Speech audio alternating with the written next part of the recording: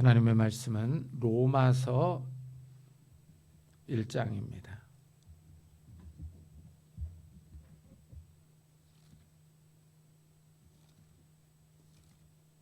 로마서 1장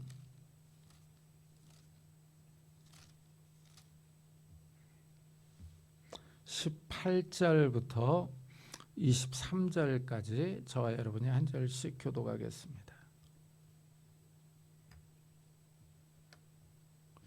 로마서 1장 18절부터 23절까지 저와 여러분이 한 절씩 교독하겠습니다.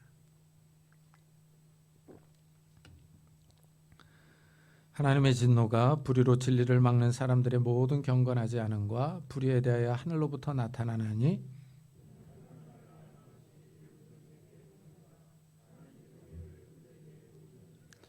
창세로부터 그의 보이지 아니하는 것들 곧 그의 영원하신 능력과 신성이 그가 만드신 만물에 분명히 보여 알려졌나니 그러므로 그들이 핑계하지 못할지니라.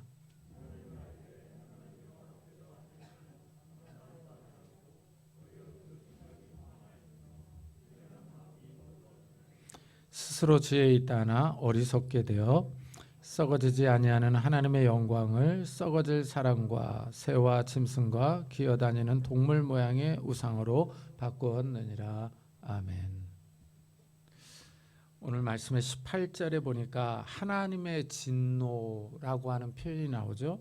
이 하나님의 진노는 17절에 보면 하나님의 의와 반대가 되는 이런 개념으로 나오고 있습니다. 이 17절에서 하나님의 의 하면은 이 구원, 의롭게 됨을 말을 했거든요. 근데 여기서 하나님의 진노 그러면은 이거는 심판을 의미하는 거죠. 그래서 이 하나님의 의와 하나님의 진노가 서로 이렇게 이 대조를 이루고 있는 이런 모습을 볼 수가 있습니다. 이 하나님의 진노 그러면 감정적인 측면이죠. 이 사람에게 감정이 있듯이 하나님도 감정이 있으세요. 여기 보니까 하나님께서 진노하신다고 그럽니다. 그러니까 하나님이 화를 내시는 거죠. 화를 내시는 겁니다. 그래서 이 구약을 읽어보면은 하나님께서 분노하세요. 그래서 이 불같이 타오르는 이런 진노를 갖다 쏟으시는 장면들이 나옵니다. 그래서 이 하나님의 진노가 나타나는데 이 보면은 현재적으로 나타나는 하나님의 진노가 있는가 하면은 미래에 나타날 하나님의 진노가 있다라고 성경은 얘기를 해요. 근데 오늘 말씀은 18절부터 이 32절까지를 쭉 읽어보면은 현재적으로 나타나는 하나님의 진노에 대해서 말하고 있는 이런 모습을 볼 수가 있어요. 이 하나님의 진노가 사람들에게 나타나는데 누구에게 나타나냐면은 불의로 진리를 막는 사람들에게 나타나는 거예요. 그러니까 불의, 악이죠. 이 악으로 진리를 막는 사람들이 있다. 이렇게 얘기를 하고 있습니다. 여기서 진리는 이렇게 쭉 읽어보면 이 복음을 막는 사람들이죠. 이 복음에 하나님의 의가 나타난다 그랬으니까 이 악으로 이 복음을 이 진리를 막는 사람들 이런 사람들에게 하나님의 진노가 나타난다 이거예요. 근데 이 진리를 막는 사람들의 특징이 뭐냐? 경건하지 않다 이거예요. 경건하지 않다. 그러니까 이 말은 곧 하나님을 섬기지 않는다는 거죠. 하나님을 섬기지 않고 불의한 사람들이라 이거죠. 악을 행하는 사람들 이런 사람들에게 하나님의 진노가 나타난다라고 얘기를 하고 있어요. 자, 그렇다면 이들에게 이제 하나님의 진노가 나타나는지 왜 나타나는지 그 이유를 갖다가 설명을 하는데 이 19절에 보니까 이는 하나님을 알만한 것이 그들 속에 보임이라. 하나님께서 이를 그들에게 보이셨느니라 라고 말을 하고 있습니다. 여기 보니까 이 진리를 불의로 막는 사람들이요. 이런 사람들 마음에도 이 하나님을 알만한 것이 있다라고 얘기를 하죠. 이게 상당히 재밌습니다. 이것을 갖다가 이 종교개혁자 칼빈은 종교의 씨다 뭐 이렇게 부르기도 했어요. 그러니까 사람들 마음 속에는 다 이게 그 신을 찾는 마음들이 있다. 이게 신을 찾는 마음, 하나님을 찾는 마음이 있다라고 얘기를 하고 있는 겁니다. 이게 참 신기합니다. 그래서 이 땅에 있는 사람들을 쫙 가만히 보면은 이 신앙심이 없는 사람이 없어요. 이 말은 모든 사람들이 다 신을 섬기고 있는 거예요. 그래서 이 우리가 섬기는 이 여호와 하나님을 섬기지 않는다 해도 다른 신을 섬깁니다. 그래서 각 나라를 가보면은 신이 없는 나라가 없어요. 간혹가다 이제 사람들이 나는 신을 믿지 않는다, 무신론자다 이렇게 얘기하는 사람들이 있어요. 근데 이런 사람들도 가만히 보면은 정작 이 신을 믿지 않는 것 같지만 본인이 자기에게 신이 되는 거예요. 그래서 이 무신론자들도 가만히 보면은 이 자기 자신을 믿고 있는, 자기 자신을 이 신처럼 섬기고 있는 이런 모습을 볼 수가 있습니다. 이래서 이 세상 사람들이 다 이렇게 마음속에 이 종교의 씨앗들이 있는 거예요. 종교의 씨앗들. 자, 이것뿐만이 아니라 20절을 읽어보면은 이 하나님께서 만드신 만물, 이 우주 만물에 하나님의 신성이 나타난다라고 얘기를 합니다. 20절에 보니까 창세로부터 그에 보이지 아니하는 것들, 곧 그의 영원하신 능력과 신성이 그가 만드신 만물에 분명히 보여 알려졌나니 그러므로 그들이 핑계하지 못할지니라 라고 말을 합니다. 참 우리가 살고 있는 이 우주가 신비하지 않습니까? 참 어떻게 이렇게 계절이 변하고, 계절이 변하면은 이 나무들에서 잎이 나오고 꽃이 피고 열매가 맺는지 너무너무 신기합니다. 참 우리가 점심에 맛있게 밥을 먹었지 않습니까? 근데 그 밥도 가만히 보면 쌀이죠. 그 쌀을 갖다가 참 어떻게 심어 놓으면은 이게 자라서 열매를 맺혀요. 근데 이 열매를 이게 우리가 삶아 먹으면은 여기 들어가서 소화가 돼가지고 이게 에너지를 줍니다. 그래서 어떻게 우리에게 이렇게 힘을 주느냐 하는 거예요. 우리가 말하고 웃고 움직이고 뛸 수 있도록 에너지를 줍니다. 참 신기하죠. 이 에너지가 떨어지면 또 우리가 힘이 없어요. 그래서 사람이 비실비실 됩니다. 그럼 또 먹어야 돼요. 참 이게 하나님께서 만들어 놓은 질서가 너무너무 신비스럽습니다. 그리고 정말 요즘 이 비가 안 와서 참 우리가 걱정들을 많이 하지 않습니까? 하늘에서 비가 떨어지는 것도 신비롭지 않습니까? 어떻게 그 하늘에서 물방울이 떨어지느냐 하는 거예요. 근데 물방울이 떨어져도 정말 작게 떨어지니까 다행이지, 물방울이 한 막 이따만하게 떨어진다고 한번 생각을 해보세요. 물방울이 이따만하게 떨어지면 다 맞아서 죽을 겁니다. 그죠?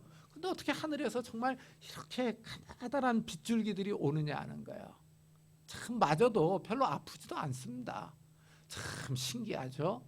겨울에는 이게 눈이 돼서 내려요. 와, 그럼 또 좋다고 또 우리는 또 강아지 마냥 뛰어다닙니다. 그러면서 또 눈싸움도 하고 막 그러죠. 참 하나님께서 이 세상을 정말 아름답게 만들어 놓으신 거예요. 그래서 이 만들어 놓으신 만물을 보면은 이 하나님의 신성과 능력이 나타난다 이거예요. 정말 이렇게 정교하게 돌아가는 이 우주 만물을 보면은 하나님의 능력이 여기에 있다. 누군가가 이것을 만들어놨다 이거죠. 창조주가 있다. 이것을 보고 창조주가 있는 줄을 안다라는 거예요. 그러니까 이 사람들은 마음속에 종교의 씨앗이 있음과 동시에 또한 이 우주 만물을 보고 아, 창조주가 존재하는구나 라고 안다는 거예요. 이런데 문제는 뭡니까? 이 사람들이 악을 행하면서 진리를 막고 있는 거예요. 이 복음을 막고 있는 거죠. 그러면서 이 우주 만물을 만드시고 사람을 창조하신 하나님께 감사하지를 않는 겁니다. 그래서 오늘 다음 말씀을 한번 보세요. 21절에 보면은 하나님을 알되 하나님을 영화롭게도 아니하며 감사하지도 아니하고 오히려 그 생각이 허망하여지며 미련한 마음이 어두워졌나니. 그러죠? 이 하나님을 알만한 것이 우리 마음속에 종교의 씨앗이 있을 뿐만 아니라 이 우주 만물을 보고 창조주가 계시는구나 하는 것을 알 수가 있는데 하나님을 영화롭게 안 하는 거예요.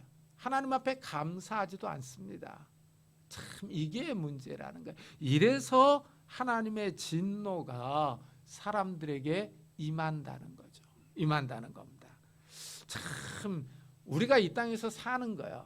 우리가 남의 집을 갖다가 빌려서 살아도 월세를 내던가 전세금을 내야 됩니다. 그렇지 않습니까? 참 요즘 정말 월세도 비쌉니다. 그 조그마한 집에서 사는데 월세를 많이 내야 돼요. 그런데 하나님께서 만들어 놓은 이 지구에 우리가 사실 공짜로 사는 거 아니겠습니까? 하나님 앞에 뭐 월세 내는 것도 아니잖아요. 그러면서 하나님 앞에 감사하지 않습니다.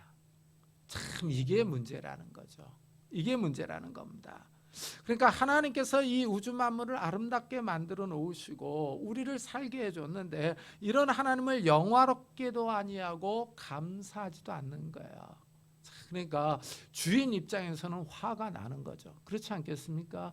이 세입자가 들어와서 사는데 세입자가 건물을 지저분하게 씁니다. 그러면서 월세도 제대로 안 주고 이 수 막 고장 내트려 놓고 이런다고 생각을 해보세요.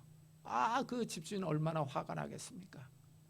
하나님께서 가만히 보니까 이 인간들이 이 하나님이 만들어주신 이 지구에 사는데 자연 파괴는 다 하고 생태계의 혼란은 다 가져오면서 하나님 앞에 감사하지 않아요. 그러면서 맨날 하나님 있으면 나와봐 막 이래요. 하나님을 믿는 차라리 내 주먹을 믿어라 막 이래요. 하나님이 보실 때 화가 나지 않겠습니까? 참 근데 또 신기한 거는 이 사람만 또 뭐라고 그래요. 하나님에 대해서. 그렇지 않습니까? 이 사자나 호랑이는요 하나님에 대해서 아무런 소리 안 해요. 근데 사람만 뭐라고 그럽니다. 하나님이 있니 없니? 하나님이 있으면 좀 우리를 좀 잘 만들어 놓지, 좀 이게 자동으로 좀 잘 살게 만들어 놓지. 그러면서 원망하고 불평하고 하나님에 대해서 뭐라고 그럽니다. 참 이 사람이 문제예요. 사람이. 그렇지 않습니까? 그래서 감사하지 않는다라고 얘기를 하고 있죠. 참 이래서 하나님이 이 사람들을 보실 때 화가 나는 거죠. 이것들 잘 살게 해줬더니 말이죠. 감사도 안 하고 맨날 불평하고 원망한다 이거죠. 참 이래서 하나님의 이 진노가 나타난다라고 말씀을 하는 거예요. 자, 그렇다면은 이들이 왜 이렇게 세상 사람들이 하나님을 알면서도 영화롭게도 안 하고 감사하지도 않느냐는 거예요. 그들의 생각이 허망해졌기 때문이다 라고 이유를 밝히고 있죠. 이게 참 신기합니다. 그 생각이 허망하여지며 미련한 마음이 어두워졌다 그러죠. 어두워졌다. 마음이 미련해지는 거예요. 지혜가 없는 거죠. 이런 지혜가 없는 마음이 더 어두워졌다 이렇게 표현을 하고 있어요. 참 이래서 이 사람이 좀 특이합니다. 사람이 똑똑한 것 같지만 미련해요. 요게 참 또 신기합니다. 그렇지 않습니까? 사람이 정말 똑똑해요. 보면은 우주에 우주선을 쏘아 올리고 말이죠. 컴퓨터를 만들고 로봇을 만들고 이 사람이 타고 다니는 자동차를 만들고 비행기를 만들고 그럽니다. 하늘을 막 날아다녀요. 정말 사람들의 과학과 기술이 발전하고 있습니다. 그런데도 가만히 보면 미련합니다. 그렇지 않습니까? 사람들이 참 재밌어요. 참 그 교수들을 보면요 정말 똑똑합니다. 정말 똑똑해요. 그래서 머리가 정말 잘 돌아갑니다. 박사학위 소지자들 보면은요. 근데 되게 재밌는 건요. 송금할 때 은행에 송금할 때 실수를 해가지고 다른 데 송금하기도 해요. 그렇게 똑똑한 사람들이 정말 똑똑하거든요. 근데 은행에서 보면은 이 숫자가 안 보인다 그러고 나이가 들어서 그러면서 돋보기를 갖고 와서 이렇게 막 이렇게 송금을 하는데도 다른 데로 보내기도 합니다. 참 이런 거 보면 똑똑한 것 같아도 사람이 참 미련해요. 그리고 되게 재밌는 건요. 나이가 들면 다 똑같아져요. 참 이게 신기합니다. 젊었을 때는 그렇게 총명하고 막 이렇게 막 머리가 막 반짝반짝 하던 사람들도 천재 소리를 듣던 사람들도 나이 들면 다 똑같습니다. 하향 평준화되어 갑니다. 참 그게 또 재밌습니다.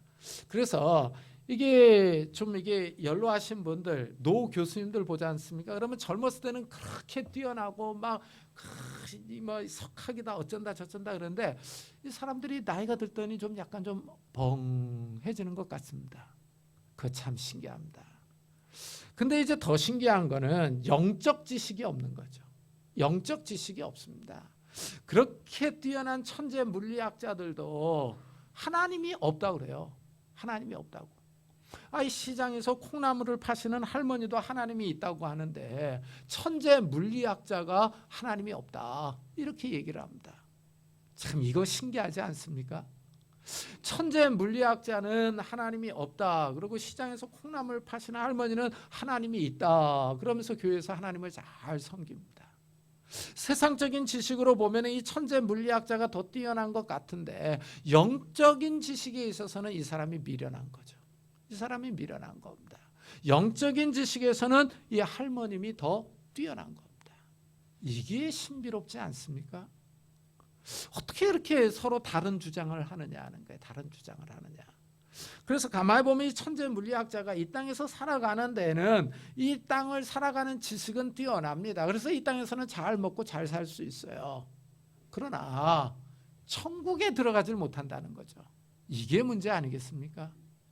근데 이 땅에서 이 콩나물을 팔며 이 세상 사는 지식이 부족해서 이 땅에서는 어렵게 살았지만은 이 영적인 지식에서 탁월한 이 할머니는 천국에 들어간다는 거죠. 나중에 인생 역전이 일어납니다. 인생이 서로 크로스가 되면서 바뀌어요. 입장이. 너무 신비롭지 않습니까? 참 사람이 똑똑한 것 같아도 이게 영적인 지식이 없어요. 허망한 거죠. 허망한 겁니다. 그러면서 미련한 마음이 어두워졌다. 이렇게 얘기를 하고 있습니다. 그래서 저는 제일 웃긴 게 그런 거예요. 최첨단 이 배를 만들어 놓고 진수식을 하면서 고사 지내는 게 너무 웃깁니다. 저는요. 아니 그 고사 지내면서 돼지머리 갖다 놓고 돼지 입에다 돈 꽂아 놓고 배 사고 나지 않게 해달라고 절하잖아요. 그 모습이 너무 웃기지 않습니까? 그러니까 돼지가 어이가 없으니까 웃고 있잖아요. 웃고 있어. 저는 그거를 볼 때마다 고사 지내는 거 볼 때마다 너무 웃겨요. 그리고 차 정말 그렇게 좋은 차 이 차에 다 뭐 컴퓨터 한 대씩이 들어가 있지 않습니까? 그 첨단 그 좋은 차를 사놓고 고사를 지내요. 사고 나지 않게 해달라고. 너무 재밌지 않습니까? 이거. 그래서 사람들이 똑똑한 것 같아도 미련한 거예요. 영적인 지식이 없습니다. 이게 문제라는 거죠. 이래서 영적인 지식이 없다. 스스로 지혜 있다나 어리석게 되었다라고 말을 하고 있어요. 그러면서 이렇게 영적 지식이 어두워지고 무능해지니까 어떤 결과가 나오느냐 하는 거예요. 23절에 보면은 썩어지지 아니하는 하나님의 영광을 썩어질 사람과 새와 짐승과 기어다니는 동물의 모양의 우상으로 바꾸었느니라 라고 말을 하고 있죠. 그러니까 이 하나님을 섬겨야 되는데 하나님의 영광을 추구하고 하나님을 바로 알고 섬겨야 되는데 이 하나님의 영광을 갖다가 썩어질 사람, 새, 짐승, 기어다니는 동물 모양의 우상을 만들어 놓고 섬긴다는 거죠. 이게 어이가 없다는 겁니다. 근데 정말 우리가 사는 모습이 그렇지 않습니까? 이 정말 이 하천 같은데 이 넓은 데 가면은 돌들을 그렇게 쌓아놔요. 그죠? 석탑을 쌓아놓고 소원을 빕니다. 아니 그 돌멩이가 무슨 힘이 있다고. 그죠? 돌탑을 쌓아놓고 소원을 빌어요. 그리고 또 보면은 신들을 만들어 놨는데 이 동남아시아 쪽에 가면은 뱀을 만들어 놓고 섬기는 데도 있습니다. 아니 그 뱀이 무슨 능력이 있다고. 그죠? 그리고 또 이게 보면은 이 동남아시아 쪽에 보면은 초경을 하지 않는 여성을 신으로 간택을 하죠. 그래가지고 신이라고 섬기는 그런 모습을 봅니다. 그러다가 이제 초경을 하면은 그 신의 자리에서 박탈을 해요. 그래가지고 또 내쫓아 버리죠. 그래가지고 또 아주 어렵게 사는 그런 모습을 볼 수가 있어요. 사람이 정말 미련하지 않습니까? 이전에 한번 제가 동영상을 본 적이 있는데 남미 쪽에서 이 성인의 상을 갖다가 이제 운반을 한 거예요. 운반을 하면서 이렇게 4명이서 이렇게 가마처럼 태워가지고 운반을 했는데 이 잘못해가지고 이게 성인이 엎어져가지고 깨져버렸습니다. 제가 그 모습을 보면서 너무 참 어이가 없는 거야. 이 성인이 엎어져서 깨졌더라고요. 그 성인에게 복을 달라고 빌더라고요. 엎어져서 깨졌는데 사람들이 너무 미련하지 않습니까? 영적 지식이 없는 거예요. 영적 지식이 없습니다. 이래서 썩어지지 아니하는 하나님의 영광을 썩어질 사람과 새와 짐승의 우상과 바꿨다라고 얘기를 하는 거예요. 이러니까 하나님께서 진노하시는 겁니다. 이 십계명을 읽어보면은요. 하나님께서 직접 나타나셔서 직접 말씀을 해줬잖아요. 근데 거기 처음 말씀한 게 뭡니까? 너는 나 외에 다른 신을 두지 말라 내 앞에서. 그리고 우상을 만들어 섬기지 말라. 이게 두 번째 계명이에요. 그럼 하나님께서 10개의 말씀들을 하시는데 가장 먼저 이런 말씀들을 하셨어요. 가장 먼저 말했다고 하는 것은 그만큼 중요하다는 거 아니겠습니까? 그 중요한 말씀이 뭡니까? 우상 숭배하지 말라. 이게 우상 숭배하지 말라. 근데 사람들이 우상을 만들어서 섬기는 거예요. 이게 바로 하나님의 뜻을 거역하는 겁니다. 하나님께 배교하는 거죠. 이래서 하나님이 진노하신다는 거예요. 참 하나님이 화를 안 내시면 좋을 텐데, 그죠? 하나님의 인자와 자비를 계속 우리가 보면서 살면 좋을 텐데 하나님이 진노하신다고 그러죠. 불같이 화를 낸다 그래요. 근데 구약을 읽어보면 하나님께서 언제 가장 진노하시냐면 첫째 우상 숭배할 때, 두 번째 교만할 때 사람들이 이럴 때 하나님께서 불같이 화를 내십니다. 근데 우리가 살아가고 있는 이 세상을 한번 보세요. 정말 이 세상에 많은 사람들 70억 80억 명이 살아가고 있는데 정말 대다수의 사람들이 우상을 섬기면서 살아가고 있지 않습니까? 이것을 보면은 하나님이 왜 진노하시느냐는 거예요. 왜 진노하시느냐. 참 오늘 말씀에 이 하나님의 진노를 얘기를 합니다. 이 진노는 심판을 의미하는 거예요. 이 심판에는 현재적 심판이 있는가 하면 미래적 심판도 있어요. 그래서 24절부터 쭉 읽어보면 현재적 심판을 얘기를 하는데 하나님의 진노가 현재 나타나는데 어떻게 나타나냐? 하나님이 그냥 내버려 두세요. 내버려 두십니다. 어디 그래 너희들 마음대로 살아라. 이렇게 내버려 두시는 거예요. 이거를 하나님께서 현재 이 우리에게 진노하시는 거다라고 설명을 하고 있어요. 그렇지만 정말 하나님의 진노가 나타날 때가 있습니다. 요한계시록을 읽어보면은 정말로 갈수록 하나님의 진노가 더 심하게 나타날 것을 말씀하고 있죠. 왜 진노하시느냐? 하나님을 알되 하나님을 영화롭게도 아니하고 감사하지도 않기 때문이에요.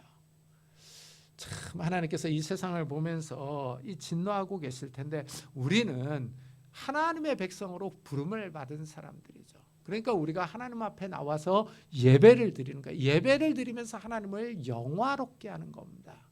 우리를 구원해 주시고 우리를 만드시고 우리에게 일용할 양식을 주시는 것들을 감사하는 거죠. 이런 사람들에게 하나님의 자비와 은총과 인자하심이 나타나는 거예요. 이 세상이 비록 왜곡되고 찌그러져 있지만 우리 인간들의 죄로 인해서 그러나 하나님의 부름을 받은 사람들이요. 이런 사람들은 감사하면서 사는 거예요. 하나님을 영화롭게 하면서 사는 겁니다. 하나님 앞에 예배 드리는 거예요. 이게 정말 하나님을 영화롭게 하는 겁니다. 하나님의 이름을 부르고 하나님의 그 구원 행위를 찬양하는 것이기 때문에 그래요. 오늘도 우리가 하나님 앞에 나와서 예배를 드리고 기도하고 찬양을 드렸는데 이것을 하나님께서 기뻐 받으시는 거예요. 이래서 하나님은 내 이름으로 모인 곳에 임하여 복을 주겠다라고 약속을 하시는 겁니다. 하나님께서 우리 성도님들의 삶에 복을 주실 줄을 믿습니다. 하나님의 복이 정말 우리 성도님들의 산업과 가정에 충만하시기를 예수 그리스도의 이름으로 축복합니다.